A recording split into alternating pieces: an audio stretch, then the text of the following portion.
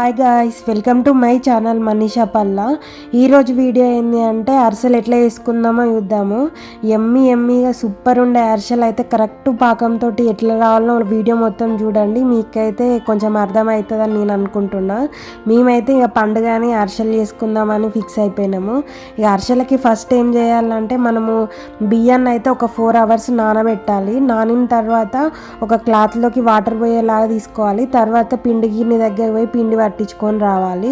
ఇక నెక్స్ట్ వచ్చేసి ఏంటంటే బెల్లము ఖచ్చితంగా ఉండాల్సిందే. ఇదైతే మేము కేజీ బెల్లానికి చెప్తున్నా. కేజీ బెల్లానికి కేజీంబావు అట్లా బియ్యం పిండి పడుతుంది. ఇంకా ఇక్కడైతే ఇక బెల్లాన్ని ఫస్ట్ చిన్న చిన్న ముక్కలు కట్ చేసుకొని ఒక గిన్నెలను అయితే వాటర్ పోసుకోవాలి.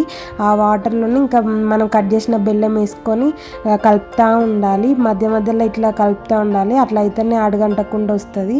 ఇక పాకం అయితే ఇక్కడ వచ్చేసింది. తీగ పాకం రావాలి అరిసెలకైతే.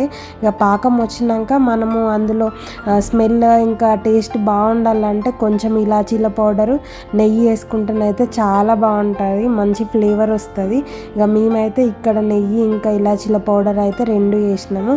వేసుకొని ఒకసారి అయితే కలుపుకోవాలి. ఇక నెక్స్ట్ ఏంటి అంటే మనం పట్టించుకొచ్చిన పిండి ఉంటుంది కదా, అదైతే కొంచెం కొంచెం పిడికడు అట్లా వేసుకుంటూ ఉండాలి.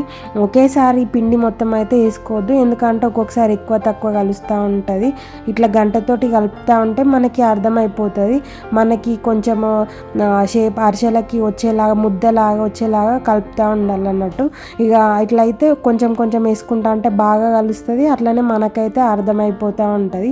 ఇక పాకం కలర్ అయితే చేంజ్ అవుతూ ఉంది కదా, ఇక ఇట్లనే కలుపుతూ ఉండాలన్నట్టు. ఇంకా మాకైతే ఈసారి ఇంకా పిండి కొంచెము ఎక్కువనే అయింది. అంత ఒకేసారి వేసేస్తేనైతే ఇంకా పిండి మొత్తం ఎక్కువైపో అంత బాగుండకపోవు. ఇక్కడనైతే ఫుల్ ఫోర్స్ తోటి కలుపుతూ ఉండాలి, గిన్నెని కింది మీదకి. అట్లా అయితేనే మంచిగా కలుస్తుంది పాకము పిండి మొత్తానికి. ఇక మాకైతే ఫైనల్గా కొంచెం పిండి మిగిలింది. ఇక ఇక్కడైతే సరిపోయింది. ఇంకా చిన్న చిన్న ఉండలు అట్లా ఏమన్నా ఉంటే పోవాలి కాబట్టి కలుపుతూనే ఉండాలన్నట్టు. వీటికి చూస్తున్నారా ఎంత ఫోర్స్ తోటి కలుపుతుంటే అంత బాగా కలుస్తుంది. కలర్ కూడా మనకి చేంజ్ అయింది కదా. ఇట్లా వస్తే మనకి అరిసెల ముద్దలు చేయడానికి అయితే ఈజీ ఉంటుంది. టేస్ట్ కూడా కరెక్ట్ సరిపోతుంది. ఇక్కడ కొంచెం పిండి పడుతుందని మళ్ళీ పిండి అయితే యాడ్ చేసిర్రు. ఇక దీన్ని కూడా ఒకసారి కలుపుకుని పక్కకు పెట్టుకుంటే ఇదైతే రెడీ. ఇక నెక్స్ట్ ఏంటి అంటే అరిసెలను కాల్చుకోవడము. అరిసెలు కాల్చుకోవడం అయితే చాలా ఈజీ.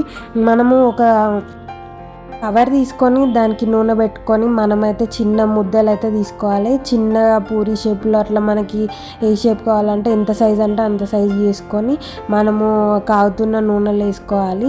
ఇదైతే మీడియం ఫ్లేమ్ పెట్టుకొని కాల్చుకోవాలి, లేదంటే లోపల సరిగ్గా ఉడకదు, పైన ఏమో ఎర్రగా అయిపోతుంది.